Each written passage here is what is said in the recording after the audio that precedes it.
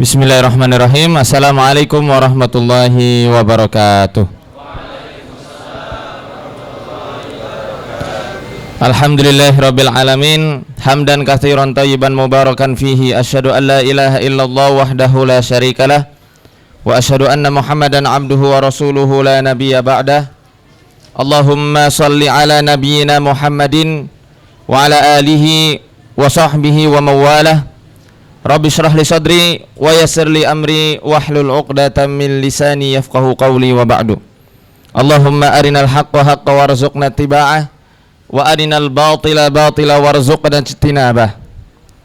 Alhamdulillah, sebuah kesyukuran yang amat sangat besar patut kita haturkan kepada kehadirat Allah Azza wa Jalla yang dengan limpahan karunia serta rahmatnya Allah mudahkan langkah kaki kita untuk sama-sama belajar,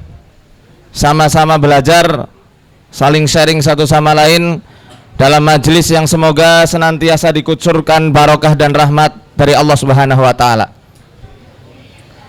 Begitu juga salawat serta salam tercurahkan kepada kekasih kita Nabi besar Muhammad sallallahu alaihi wasallam. Semoga juga kepada para ahlul bait, keluarga, sahabat dan pengikutnya yang senantiasa setia dalam memegang teguh Al-Quran dan As-Sunnah hingga yaumil akhir. Amin amin ya rabbal alamin. Teman-teman yang dirahmati oleh Allah, seperti yang tadi sudah dibahas oleh MC Mas siapa? Mas Kensin Himura. Tadi sudah bahas sedikit sekilas tentang permasalahan indigo atau tentang jin keturunan. Sebenarnya judulnya itu Risalah Pelebur Jin Leluhur.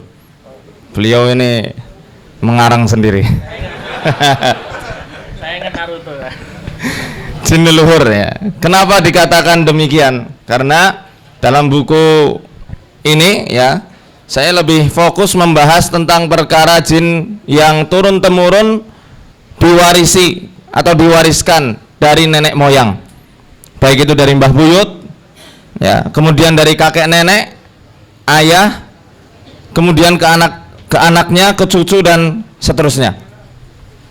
Mungkin di antara teman-teman sekalian ada yang bertanya-tanya, apa salah dari anak cucunya sampai-sampai harus menanggung dosa dalam tanda kutip ya, yang telah dilakukan oleh leluhurnya yang telah bersekutu dengan buju atau dengan jin, dengan para setan. Karena dalam Al-Quran dijelaskan wala taziru waziratu wizra ukhra, yang intinya salah seorang di antara kalian itu tidak menanggung beban dosa daripada orang yang melakukan dosa lainnya. Tapi kenapa ini anak cucu yang nggak tahu apa-apa, lahir dalam keadaan fitrahnya suci, tapi diwarisi jin dari nenek moyangnya? Seakan-akan itu tidak adil. Perlu diketahui bahwasanya ketika jin yang memang sudah mengadakan perjanjian mengadakan perjanjian dengan manusia ya, yakni leluhur-leluhur dari korban-korbannya yang sekarang ini, mereka itu tidak otomatis langsung ngikut. Ini catat baik-baik. Mereka tidak otomatis langsung ngikut begitu saja. Tapi di antara mereka akan mengintai terlebih dahulu. Dia akan ngecek kira-kira anak cucu dari keturunan mbah-mbahnya ini mana yang cocok dan mana yang nyaman untuk ditinggali dan diikuti untuk menjadi kader-kader wali setan di kemudian hari. Saya katakan untuk kader wali setan di kemudian hari. Apakah kejadian ini pernah ada di zaman Rasulullah? Ada. Hadisnya bisa kita lihat dalam musnadnya Imam Ahmad. Di situ dijelaskan dalam beberapa jalur riwayat tentang seorang anak yang luar biasa sakti di zaman Rasulullah. Sampai-sampai anak ini bisa membaca apa yang difikirkan orang yang ada di hadapannya. apa yang masih terbesit di dalam hati seseorang yang ada di hadapannya. Nama anak ini adalah Ibnu Sayyad, atau dalam riwayat lain dikatakan Ibnu Sa'id. Ibnu Sayyad atau Ibnu Sa'id sama saja. Hingga banyak saat itu kaum muslimin yang terfitnah karena kesaktiannya Ibnu Sayyad. Ini anak indigo zaman dulu, ya, sesepuhnya anak indigo. Sampai-sampai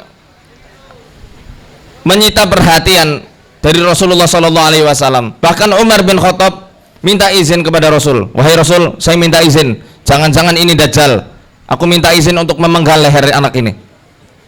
Dilarang sama Rasul. Umar kan demikian, tegas, kalau memang dia Dajjal betulan, bukan kamu yang ditakdirkan untuk membunuhnya. Kalau memang dia bukan Dajjal, fitnahnya malah bisa nimpa kamu sendiri. Akhirnya didatangi langsung sama Rasulullah, ditanya sama Rasul, "Madza taro?" Apa yang kamu lihat? "Inni aro arsan 'alal ma haulahul hayyat." Aku melihat singgasana yang megah, yang dia berdiri di atas air atau di atas lautan, dan di sekitar singgasana itu terdapat ular-ular yang mengitarinya. Apa kata Rasul? "Dzaka arsy iblis." Yang kamu lihat itu adalah singgasananya iblis. "Ikhsa fa innaka lan taqdu qadrak." Enyahlah kamu, karena kamu tidak akan melampaui takdir yang telah Allah tetapkan untukmu. Rasulullah tidak senang sama kemampuan-kemampuan, walaupun dia itu masih kecil, tapi sudah dijadikan, dikultuskan, seakan-akan dia itu menjadi orang yang mendapatkan anugerah besar dari Allah. Rasulullah tidak senang sama sekali. Makanya saya tanya kepada teman-teman sekalian, anak kecil bisa melihat jin, itu kelebihan apa kekurangan? Kelebihan apa kekurangan? Yang bilang kekurangan angkat tangan. Saya tidak terima golput. Yang bilang itu kekurangan. Kelebihan? Kelebihan satu orang, dua orang. Saya bersama yang dua orang. Itu kelebihan, tapi kelebihan penyakit, dan itu harus dihilangkan. Perlu kita ketahui, yang namanya indigo itu bukan hanya sesuatu yang tersingkap dari mata saja. Guru saya, Syekh Dr. Sa'ad Said Ahmad Abduh Hafidhahullah, menulis kitab berjudul Usulus Sihar. Di situ dijelaskan ada bab khusus namanya Al-Qurban. Al-Qurban dalam bahasa Indonesia maknanya adalah tumbal. Jadi ini salah satu ulama yang betul-betul konsen di bidang ruqyah. Beliau telah meneliti bidang ruqyah selama 30 tahun di Mesir, sehingga tahu sekali, ya, cuma satu kasus yang beliau tidak tahu. Ada beberapa kasus, yakni tentang kasus babi ngepet dan susuk, beliau tidak tahu. Beliau baru menemukan di Indonesia, dan beliau tertarik sekali untuk menelitinya. Saya tanyakan itu, susuk bagaimana, babi ngepet bagaimana? Kalau tuyul masih umum, ya. Tapi ini aneh, orang berubah jadi babi, gesek-gesekan ekornya di tembok, uang bisa hilang. Di Mesir nggak ada itu. Indonesia sangat kreatif. Ya. Gitu juga susuk. Saya tidak paham susuk itu apa. Ya, saya katakan itu adalah sesuatu yang ditanam di bawah lapisan kulit untuk kebal bacok, ya, kebal sabetan pedang. Sekarang kan lagi ramai itu, bahkan makan beling, ya. Sepertinya persiapan, kalau nasi nanti sudah jarang, makanya beling. Irit, ya, yang mau jadi suami itu irit. Ya, karena kalau lapar tinggal mecahin lampu, makan lah itu. Nah, itu bagaimana tentang kurban atau tumbal ini? Ada 5 ya tadi permasalahan indigo ini. Yang pertama adalah kasful basar, yaitu disingkapkan kemampuan dia dalam memandang sesuatu yang sifatnya gaib, ya. Jadi orang lain tidak bisa melihat, tapi hanya dia sendiri yang bisa melihat. Di kamar ini terdapat jin gendruwo, ada kuntilanak, ada pocong, ada yang lain-lainnya. Orang lain tidak bisa melihat. Ini kata Imam Asy-Syafi'i, dijelaskan dalam kitab Manaqibus Syafi'i yang dikarang oleh Al-Imam Al-Baihaqi. Di situ dijelaskan kaulnya Al-Imam Asy-Syafi'i rahimahullah. Man za'ama annahu ra'al jinna, barang siapa yang mengaku-ngaku telah melihat jin, jadi dia sengaja bikin reality show ya, atau bahkan mengumumkan dirinya di halayak publik, aku bisa melihat jin, bahkan apa yang mengikuti kamu aku bisa lihat. Maka kata Imam Syafi'i, siapa saja orang yang mengaku-ngaku demikian, abtalna syahadatahu illa an yakuna nabiyan, kita tolak persaksiannya. Jadi ketika ditolak persaksiannya oleh para ulama, berarti sudah dicap dia itu pendusta, tidak bisa lagi diambil perkataannya ya, kecuali dia seorang nabi atau rasul. Jadi tidak ada lagi argumen Nabi Sulaiman aja bisa melihat jin. Nabi Sulaiman itu mukjizat, mata beliau bersih dari melihat hal-hal haram. Mata kita, berapa kali kita melihat hal-hal yang haram dalam sehari, bahkan di gadget kita ya. Kok pede sekali menyamakan diri kita sama Nabi Sulaiman alaihissalam gitu ya.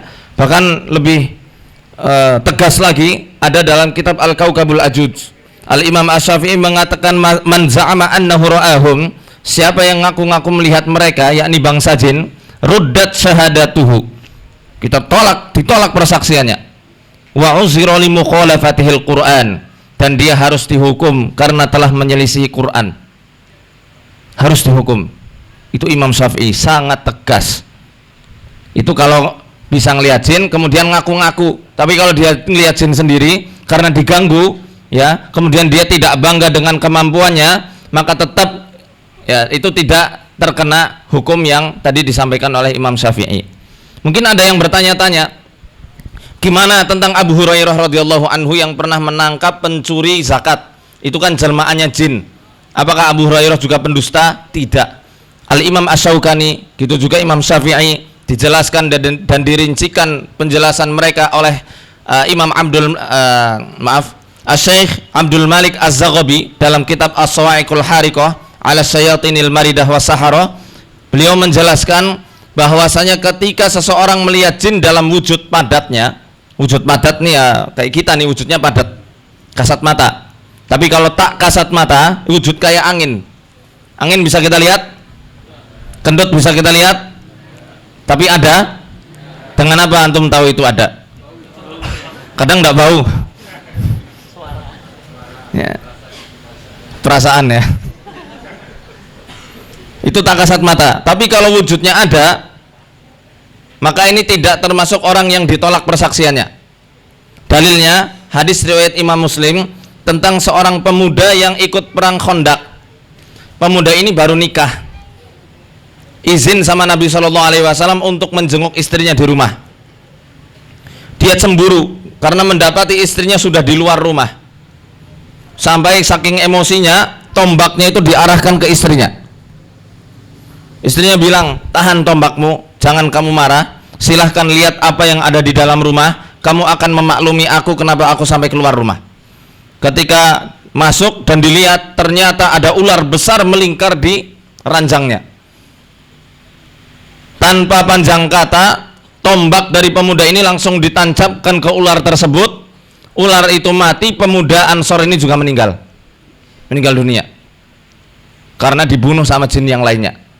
Datanglah para sahabat, Rasulullah SAW juga datang di tengah-tengah para sahabat tersebut.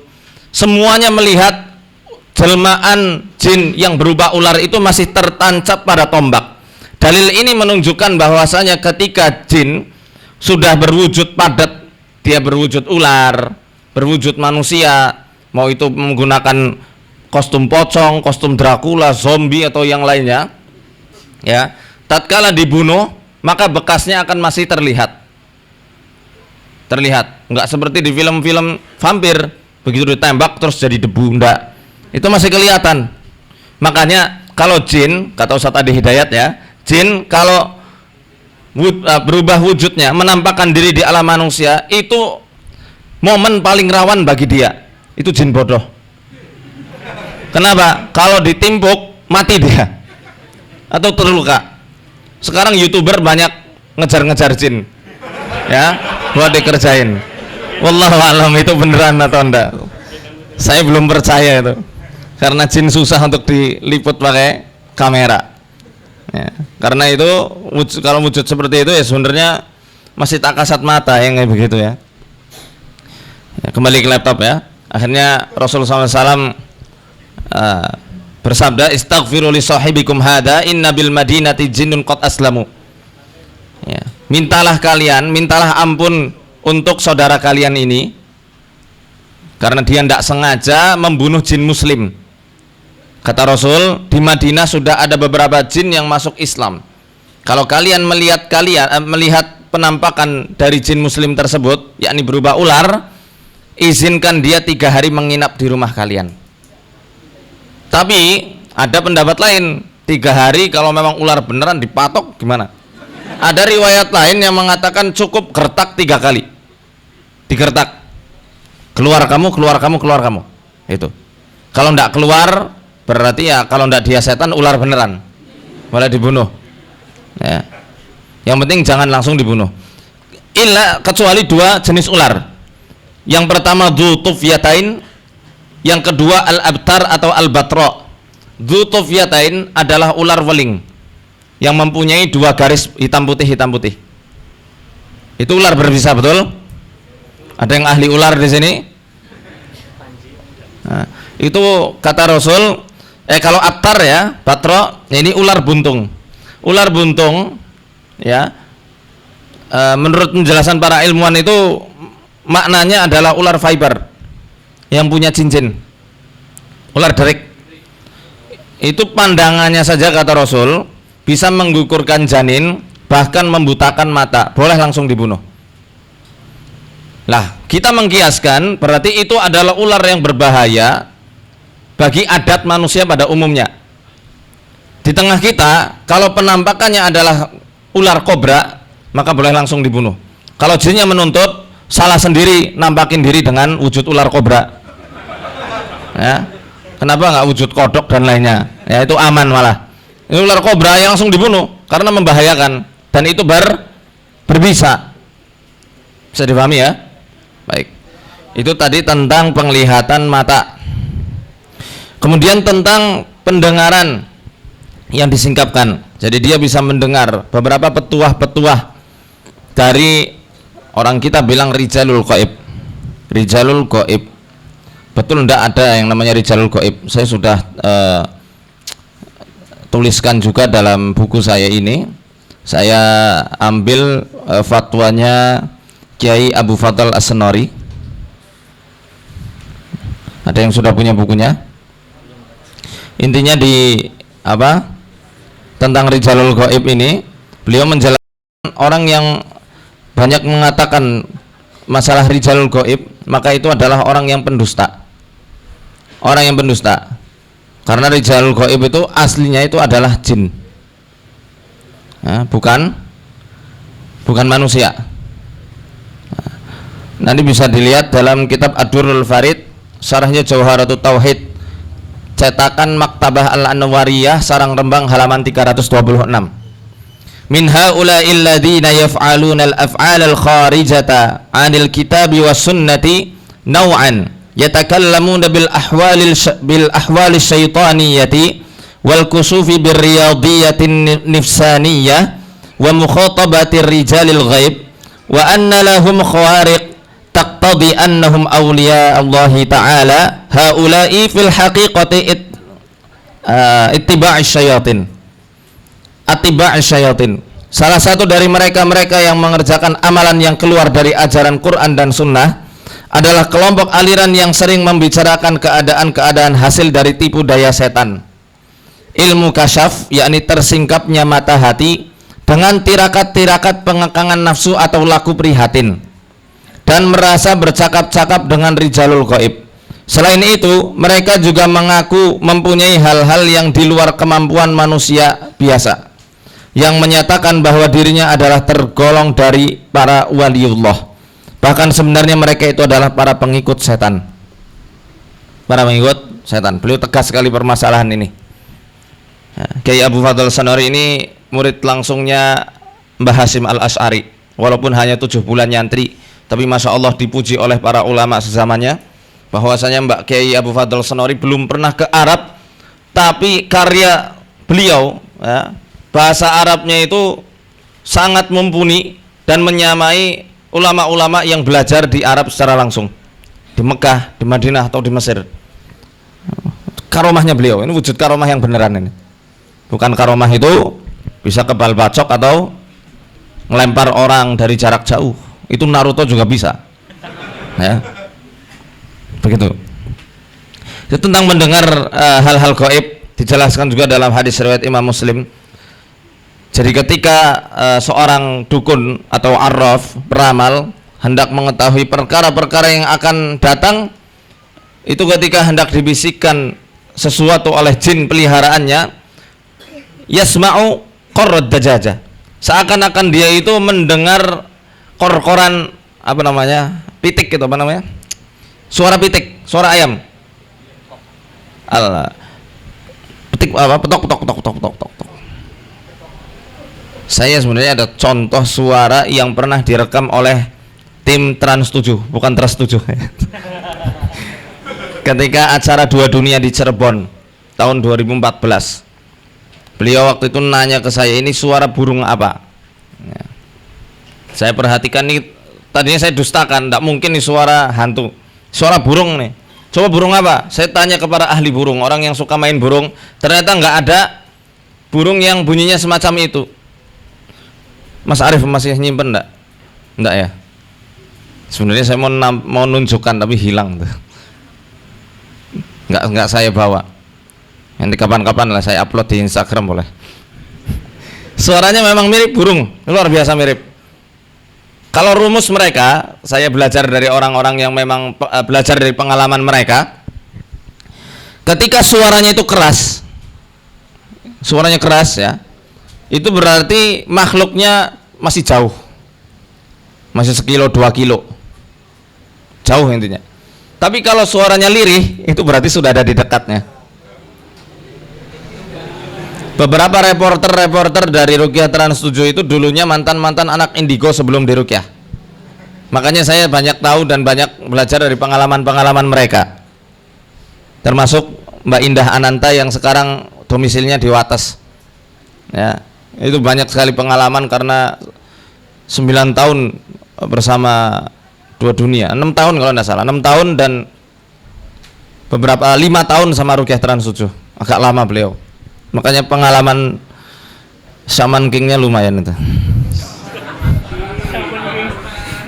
Kayak Yoha Sakura ya. Lanjut lah ya. Apa tadi? Ngelihat, mendengar, kemudian secara fisik juga demikian. Dia berlipat-lipat kuat badannya. Ya, lari berapa kilo nggak capek-capek tanpa henti. Bahkan ada pernah kakak kelas saya waktu di Gontor dulu, itu nyelam bisa sampai bermenit-menit nggak keluar-keluar, sampai dijuluki samak. Samak tuh apa? Ikan. Manusia ikan, saking kuatnya paru-parunya itu. Paru-parunya besar sekali ya. Ternyata teliti dia dari Sulawesi yang punya, ada beberapa mitos tentang kembaran buaya putih atau kembaran cumi itu, kalau tidak salah saya dengar dari. Nah ini betul lah.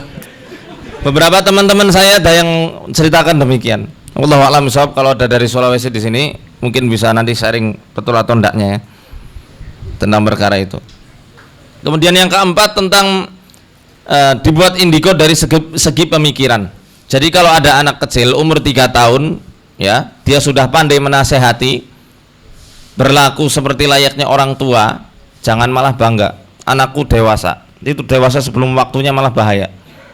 Biasanya yang ngikut jin kakek-kakek, nantinya akan susah diatur sama orang tuanya, susah diatur sama gurunya, pengennya selalu nasehatin. Karena dia merasa kamu ini anak baru kemarin, padahal gurunya udah umur 40 tahun, 50 tahun. Dia bilang kamu ini anak baru kemarin. Ya jelas, yang ngikut umurnya sudah ratusan tahun,